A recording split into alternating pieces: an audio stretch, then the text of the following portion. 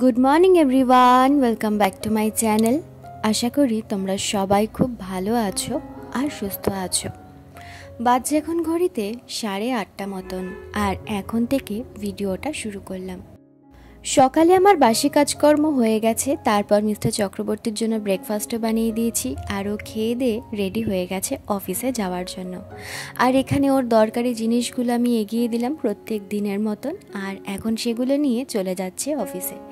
আর এখন বাজে 8:30 মতন, আর দেখতে পাচ্ছ বাইরের রোদটা কী হারে বেড়ে গেছে। তো যাওয়ার সময় ও আমাকে ডিম আর পাঁপড় এনে দিয়ে গেল। আজকে রান্নাটা খুব সিম্পলি করব, সেটার কারণও তোমাদেরকে বলছি। আর এখানে দেখো বিট আর গাজর নিয়ে নিলাম, এখন এটা দিয়ে বানাবো আমার জন্য একটা জুস। তো সকালে খুব হালকা কিছু খেয়ে আমাকে একটা মেডিসিন নিতে হবে, তো সেই কারণের জন্য ডক্টরকে আমি জিজ্ঞাসা করেছিলাম যে আমি কোনো প্রকার জুসটা খেয়ে আমি মেডিসিনটা নিতে পারবো কি না। তো উনি সাজেস্ট করেছে যে হ্যাঁ আমি খেতে পারবো। তো সেই কারণের জন্যই এখানে আর কি নিয়ে নিলাম একটা গাজর আর হাফ একটা বিট নিয়ে নেব, মানে বিটরুট একটা হাফ আমি কেটে নিচ্ছি, পুরোটা আমার লাগবে না, হাফ হলেই যথেষ্ট। আর তার সাথে দেখো নিয়ে নিয়েছি পাতিলেবু, যেটাতে প্রচুর পরিমাণে ভিটামিন সি থাকে আর আমাদের শরীরের জন্য যেটা প্রচণ্ড উপকার। তো এখানে তোমরা আগের ভিডিওতে আমাকে মানে অনেক আগের একটা ভিডিওতে যখন আমি বলেছিলাম আমি বিটরুট জুস খাই, তখন তোমরা আমাকে বলেছিলে যে কিভাবে জুসটা বানাই সেটা তোমাদের সাথে শেয়ার করতে। তো সেই কারণের জন্য ভাবলাম কি যে যখন বানাচ্ছি তাহলে তোমাদের সাথে শেয়ার করে নিই। সেরকম কিছুই না, আমি বিটটা নিয়ে নিলাম, একটুখানি টুকরো টুকরো করে নেব, গাজরটাও টুকরো টুকরো করে নেব, আর তারপর সেটাতে জল দিয়ে আর কি জুস বানিয়ে নেব। আর তার সাথে অ্যাড করব হাফ চামচ মধু আর 1 চামচ মতন পাতিলেবুর রস। ব্যাস এটা দিলেই একদম পুরোপুরি রেডি হয়ে যাবে হেলদি বিটরুট জুস। তো এখানে আমার বিটরুট জুস দেখো পুরোপুরি রেডি হয়ে গেছে। আর সেই যে মারিনা বিচে গেছিলাম না, বিচ থেকে এইরকম দুটো গ্লাস কিন্তু কিনে এনেছি। গ্লাসগুলো কিন্তু ভীষণ সুন্দর দেখতে, তাই না? আজকে হতে পারে আমার ভয়েস ওভারটা অনেকটাই আস্তে আস্তে শোনাবে, আমি খুব বেশি জোরে কথা বলতে পারছি না, তার কারণ আমার শরীরটা খুব একটা ভালো নেই। তো সেটা তোমাদেরকে বলছি কি হয়েছে না হয়েছে। তো এখানে আশা করি আমাকে দেখে তোমরা বুঝতেই পারছো আমার এখানে কিছু একটা প্রবলেম হচ্ছে, পেটে হাত দিয়ে বসে আছি। এই ভিডিওটা হচ্ছে 20 জুনের। তো আগের দিনকেই আমি ডাক্তার দেখিয়ে এসেছিলাম, আর এই দিন থেকে মানে 20 তারিখ থেকে সকালবেলা থেকে আমার প্রচণ্ড পেটে ব্যথা শুরু হয়ে গেছে। আমি এক নাগাড়ে বসে থাকতে পারছিলাম না। দেখতেই পাচ্ছ এখন হেঁটে হেঁটে জুসটা খাচ্ছি, মানে প্রচণ্ড আমার কষ্ট হচ্ছে, সোজা হয়ে আমি দাঁড়াতে পর্যন্ত তখন পারছিলাম না, প্রচণ্ডই পেটে ব্যথা করছিল। তবু একার সংসারে যেহেতু থাকি, সংসারের কাজগুলো টাইমলি করতেই হবে, তো সেই কারণের জন্যই আর কি এগুলো করছি আমি। কিন্তু মানে প্রচণ্ড কষ্ট হচ্ছে, মানে আমি দাঁড়িয়ে থাকতে পর্যন্ত পাচ্ছি না, এতটাই আমার তখন পেটে ব্যথা হচ্ছিল। আর এই সময়টায় জানো তো মাথায় একটাই কথা ঘুরছিল যে কিভাবে 12টার মধ্যে ওর খাবারটা আমি রেডি করে দেবো। মানে যেই পরিমাণ আমার ব্যথাটা হচ্ছিল তখন মনে হচ্ছিলো ইনস্ট্যান্ট গিয়ে শুয়ে পড়ি, এরকমই একটা ব্যথা হচ্ছিল। তো তার মধ্যে 12টা বেজে যাবে, খাবারও দিতে হবে রেডি করে, তো বুঝতে পারছিলাম না কি করব। তো তারপর ভাবলাম যে সকালে যে মেডিসিনটা রয়েছে আগে সেই মেডিসিনটা নিয়ে নিই, তারপর দেখি কমে কিনা। তো প্রত্যেক দিন সকালবেলা উঠে জানো তো আমার প্রথম কাজ থাকে ঘর ঝাড় দেওয়া, তারপর নিজে ফ্রেশ হয়ে মাথার চুল আছড়ে তারপর আমি কিন্তু যাই রান্নাঘরে ওর ব্রেকফাস্ট বানানোর জন্য। তো আজকে সেরকম কিছুই করতে পারিনি, মানে এতটাই শরীরটা খারাপ ছিল, আমি উঠে ঘরটা ঝাড় দিয়ে কোনো রকমে চলে গেছি ওর খাবারটা বানানোর জন্য। তো আর মাথা আছড়ানোর সময় পাইনি, তো এখন ওই জন্য একটু মাথার চুলটা আছড়ে নিলাম, নয়তো আমার না ভীষণ অকওয়ার্ড লাগে, তো সেই কারণের জন্য চুলটা বেঁধে নিলাম। আর এখন সকালের যে মেডিসিনটা রয়েছে সেটা এখন আমি খেয়ে নেব। আর এটাই ভাবছিলাম তখন যে মেডিসিনটা খেলে আশা করি পেট ব্যথাটা কমে যাবে, তাহলে আমি কাজগুলো করতে পারবো, তাই যতটা তাড়াতাড়ি সম্ভব আমাকে মেডিসিনটা খেতে হবে। আশা করি দেখে বুঝতে পারছো যে আমি সোজা হতেও কিন্তু তখন পারছিলাম না দাঁড়াতে, এতটাই আমার তখন কষ্ট হচ্ছে। আর সেই সময় দাঁড়িয়ে জানো তো মায়ের কথা প্রচণ্ড মনে পড়ছে, যে এই সময় যদি মা থাকতো তাহলে এত কিছু চিন্তা ভাবনা আমাকে করতেই হতো না, স্রেফ আমি বিছানায় গিয়ে শুয়ে পড়তে পারতাম। বিয়ের আগে আর পরে মেয়েদের জীবনে যে কত বড় একটা পরিবর্তন আসে এটা শুধুমাত্র মেয়েরাই কিন্তু বুঝতে পারে। তো যাই হোক, এখানে মেডিসিনটা আমি খেয়ে নিলাম, আর পারছিলাম না তখন দাঁড়াতে, তো সোজা চলে গেলাম একটুখানি শুতে, তারপর এসে কথা হচ্ছে আবার তোমাদের সাথে। বাজে এখন ঘড়িতে দেখো 10:30টার কাছাকাছি। তো এই জাস্ট উঠলাম, আমি এতক্ষণ না শুয়েছিলাম, পারছিলাম না, এতটাই ব্যথা করছিল, পারছিলাম না। তো জাস্ট উঠলাম, সকালে নিজেকেও খেতে হবে আর ওর লাঞ্চটাও পাঠাতে হবে, তো সেই কারণের জন্য উঠলাম, উঠে ভাত বসিয়েছি, ভাত হোক তারপরে আর কি সকালে আমি খেয়ে নেব। তো এই কটা দিন ধরে যা সমস্যার মধ্যে পড়েছি কি বলবো আর, প্রচণ্ড পেটে ব্যথা হচ্ছে। এই নিয়ে 2 দিন আর কি গেলাম ডাক্তারের কাছে। তো কালকে ডাক্তার বললো যে এটা গ্যাস থেকে হচ্ছে না। প্রথমে আমি ভেবেছিলাম যে গ্যাস থেকেই হচ্ছে, গ্যাসের ওষুধও আমি খাচ্ছিলাম ঘরে, সকালে একটা খালি পেটে, বিকেলে একটা খালি পেটে আর কি। তো দেখছি কমছে না। তারপর ডাক্তারের কাছে গেলাম, উনি 5 দিনের ওষুধ দিয়ে প্রথমে ছেড়ে দিয়েছিল। তো তারপরে আবার মানে ব্যথা কিছুতেই কমছে না, মানে সারা রাত আমি ব্যথায় ছটফট করছি, কিছুতেই আমি রাতে ঘুমাতে পারছি না। সকালবেলা উঠে যথারীতি বুঝতেই পারছো শরীর পুরো টায়ার্ড হয়ে থাকে, সারা রাত যদি জেগে থাকি। আর সকালেও যে ব্যথা কমে যাচ্ছে সেটা তো নয়, সকালটাও থাকছে মোটামুটি। তো আবার ওর জন্য গেলাম ডাক্তারের কাছে। তো যাওয়ার পর কালকেই গেছিলাম আর কি। তো উনি একটা ইঞ্জেকশন দিল, বললো যে এটা গ্যাস থেকে হচ্ছে না, এই ব্যথাটা হয় হচ্ছে স্টোন হলে সেরকম আর কি ব্যথাটা হয়। তো 3 দিনের ওষুধ দিয়েছে, 3 দিনের ওষুধটা পুরোপুরি খেতে হবে, তারপর গিয়ে ইউএসজি করতে হবে। মানে ইউএসজি না করলে তো ধরা পড়বে না যে কি সমস্যা আছে, না কিছু হয়েছে কি হয়নি, সেটা তো ধরা পড়বে না ইউএসজি না করলে। তো উনি বললে আগে পুরোপুরি 3 দিনের মেডিসিনটা খাবেন, তারপর গিয়ে ইউএসজিটা করবেন। তো সবে 1 দিন হয়েছে ওষুধটা খেয়েছি, এখনও 2 দিন রয়েছে, যেন মানে কিছু যেন না হয় এটাই চাইছি ঠাকুরের কাছে। যদি এখন কিছু হয় স্টোন ফোন আর অপারেশনের যদি কোনো গল্প থাকে তাহলে তো আমারই গল্প হয়ে যাবে, আমি জানি না কিভাবে কোন দিকটা সামলাও। তো মানে এটা শোনার পর না একটা টেনশন ঢুকে গেছে মাথায়। আর মানে শরীরটা আর কি ভালো লাগছে না, প্রেশার প্রচণ্ড লো হয়ে গেছে, 80/60। তারপরে 15 দিন থেকে 1 মাসের মধ্যে ওজনটাও অনেক 5 কেজি কমে গেছে সাট করে। মানে আমি বুঝলাম না এটা কি হলো। হ্যাঁ, খাওয়া দাওয়া তো আমার তো মনে হচ্ছে সব কিছুই ঠিকঠাক আছে, কিন্তু হঠাৎ করে 5 কেজি কমে গেছে, কালকেই সেটা দেখলাম। তো এটা একটুখানি অবাকই লাগলো।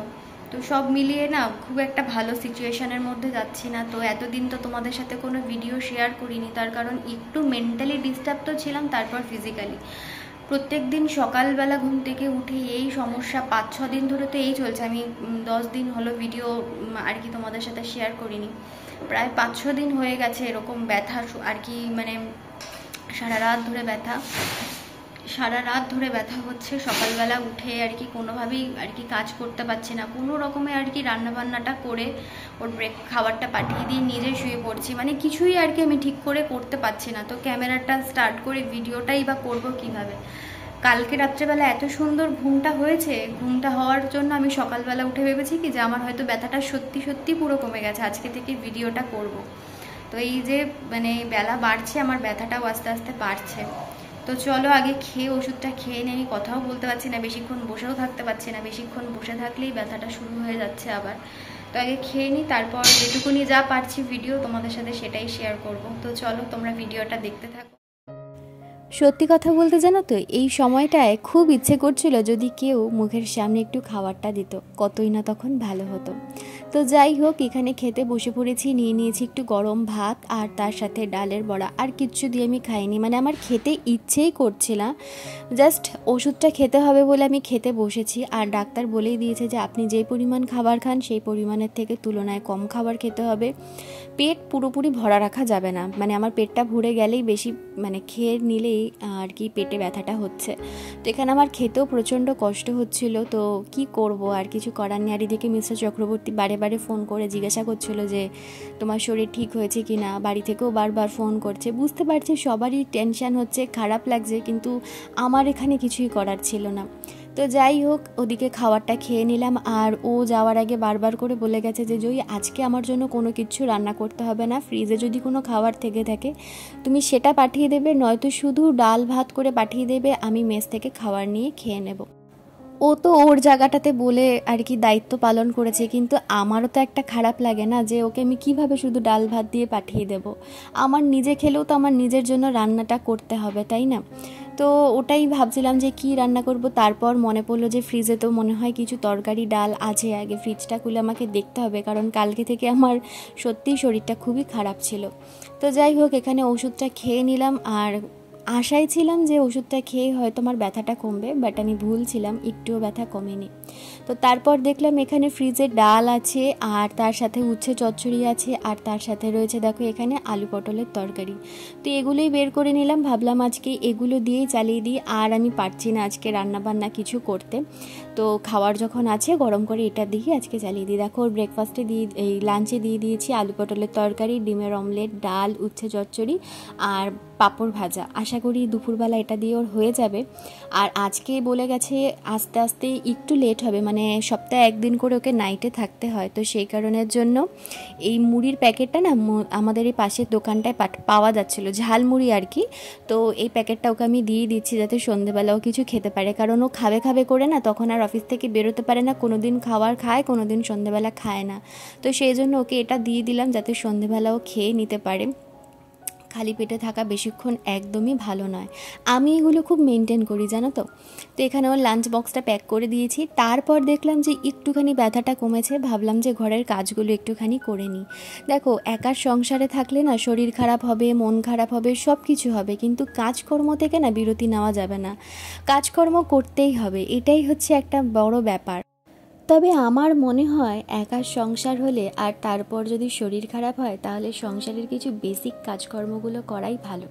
হ্যাঁ আমি জানি সংসারে ধরে বেঁধে কখনো কাজ করা যায় না, যে এই কাজটা করব ওই কাজটা করব না, এগুলো হয় না, একটার পর একটা কাজ থেকেই যায়। তবে নিজের শরীরটাকে দেখবার জন্য মাঝে মাঝে চোখ বন্ধ করে রাখতে হয়, কারণ আজকে আমার শরীরটা খারাপ, আমি সংসারের সমস্ত কাজবাজ করে দেখলাম আমার শরীর হয়ে গেল আরও খারাপ।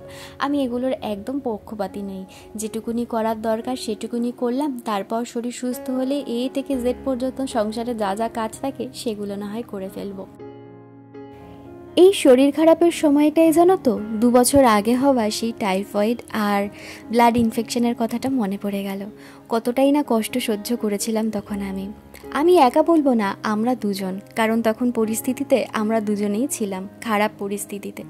বাবা মা তো চিন্তা করবে, সেটা তো ওনারাও দূর থেকে করছেই, আর পরিবারের বাকি লোকরা তো খবর নিতই তখন। তো এখন জানি না সামনের পরিস্থিতি আমাদের জন্য কতটা ভালো আর কতটা খারাপ। আজকে আমি ভিডিও এডিট করছি 23 তারিখ, 20 তারিখ থেকে যে ব্যথাটা আমার শুরু হয়েছিল স্টিল নাও এখনও পর্যন্ত চলছে। জানি না সামনের দিন কি অপেক্ষা করছে, তবুও দুজনের মনের বল হারালে চলবে না, এখন এতটুকুনি বুঝি। যখনই ওর সামনে আমি যাই বা ও যখন আমার সামনে আসে, ও কিন্তু আমাকে বুঝতে দেয় না যে ওর মাথায় কি চিন্তা চলছে, আর আমি ওকে বুঝতে দিই না যে আমার সেই মুহূর্তে দাঁড়িয়ে শরীরে কতটা কষ্ট হচ্ছে বা মাথায় কতটা চিন্তা চলছে। আমরা দুজনেই তখন চিল থাকার চেষ্টা করি, আর সময় পরিস্থিতি এভাবেই আমরা দুজনে সামলে নিচ্ছি। অ্যাজ আ হাজব্যান্ড হিসেবে যদি ওর হয়ে দুটো কথা বলি তাহলে বলবো আমার বাবার পরের জায়গাটাই হচ্ছে ওর। মানে এটা কিন্তু একটা মেয়ের জন্য অনেক বড় একটা ব্যাপার যে তার বাবার পরের জায়গাটা তার হাজব্যান্ডকে দিতে পেরেছে। নিশ্চয়ই সে এমন কিছু কাজ করেছে যেটার জন্য সেই জায়গাটা সে প্রাপ্য। তো যাই হোক, এখানে দেখো চলে এসেছি ঘরটা ঝাড় দেওয়ার জন্য। সকালে একবার দিয়েছি, তারপরে যে টুকটাক ঘরের আর কি ঝাড় পোছগুলো করলাম, তো তাই ঘরটা আর একবার ঝাড় দিয়ে নিচ্ছি। তো চলো আজকের জন্য ভিডিওটা এখানেই শেষ করে দিচ্ছি। দেখা হচ্ছে আগামীকাল নতুন আর একটা ভিডিও নিয়ে। ততক্ষণের জন্য সবাই সুস্থ থেকো, ভালো থেকো। জানি না আগামীকাল তোমাদের সাথে কী খবর আমি শেয়ার করতে পারবো, আমি নিজেও সেটা জানি না, নিজেও ভীষণ টেনশানের মধ্যেই রয়েছি যতক্ষণ না ব্যথাটা কমছে বা যতক্ষণটা আলট্রাসোনোগ্রাফিটা হচ্ছে। তো জানি না কি হবে সামনের দিনগুলো। তো চলো আজকে এখানেই শেষ করে দিলাম। ভালো থেকো, সুস্থ থেকো, টাটা।